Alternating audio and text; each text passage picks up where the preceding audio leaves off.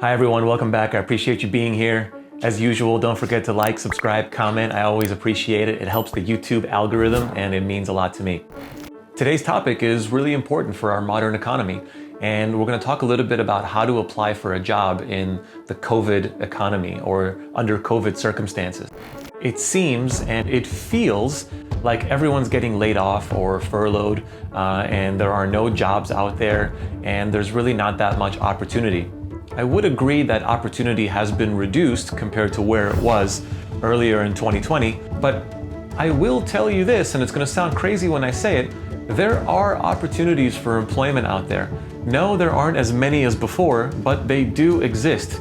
Now, something's happened and there's been a very serious shift.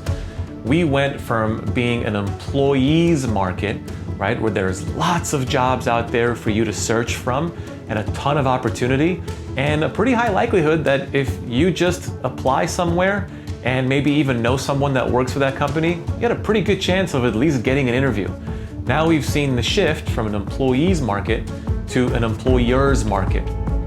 In an employers market, there are more people looking for work than there is work to be had. And it's very similar to a housing market, right? The concept is not that far off.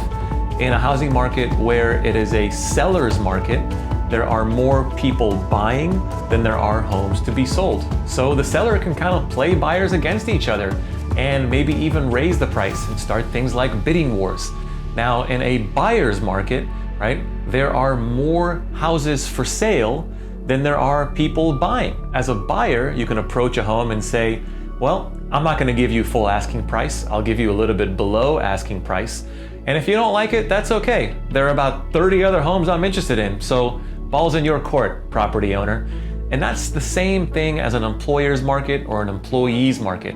Right now, there's no question about it, we are in an employer's market. As you're applying for roles, there are so many things that you have to keep in mind. Do not just submit your resume on LinkedIn or Indeed or ZipRecruiter or any of these job sites and expect anyone to just call you back. It doesn't work that way.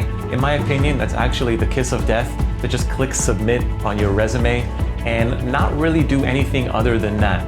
As a recruiter or as somebody who is working at the recruiting department for that employer, they are getting so many resumes right now because half the country just got laid off. So there is a huge pool of resumes for them to choose from.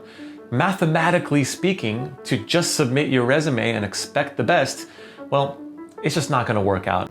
Some of the things you need to do, and it's actually ridiculously easy to do it, is find someone in your LinkedIn network that works at the place you're looking to apply. Some of you must be saying right now, well, what if I don't know anyone at that particular office or that particular company? Should I not apply? Well, that's very closed-minded thinking.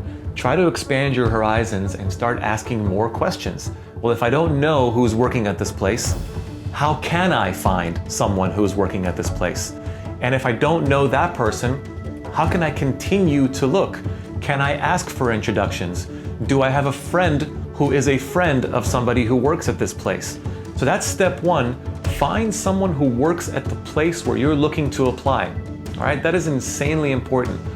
Step two, is your cover letter professionally written or at least professionally seen? Is your resume professionally written or professionally seen? Have you had 5, 6, 7 people look at your resume recently just to make sure it's something that when presented is standing out amongst the rest? Remember, your resume is now in a pile of hundreds, if not thousands of others, especially depending on the size of the company you're applying for. Have people look at your resume. So that's advice number 2. Make sure somebody else is looking at your resume outside of you, and even like your close friend or your spouse or partner or loved one, they might not be as honest with you, just in case they don't want to hurt your feelings. Try to find 5 or 6 other people to look at your resume and your cover letter and make sure that it really stands out. Number 3, reach out to multiple people within that organization and start introducing yourself. This might seem strange and a little bit out of your comfort zone, but we have officially entered the get out of your comfort zone stage of our lives.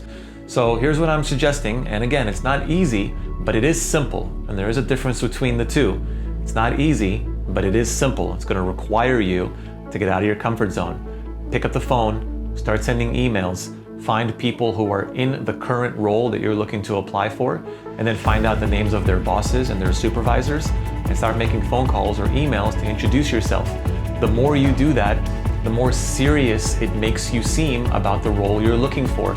If person A is just sending in their resume and expecting the best, and person B is sending in their resume, making phone calls to the VPs, talking to current people in that role, introducing themselves to 5 or 6 different people within that organization, asking a lot of questions about expectations, who would you hire?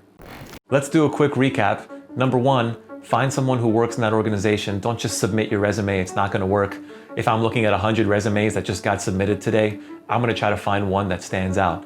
Number 2, have your resume and cover letters seen by multiple people, and especially people that don't have a hard time giving you some tough criticism, because right now is a time of our lives when we need some tough criticism.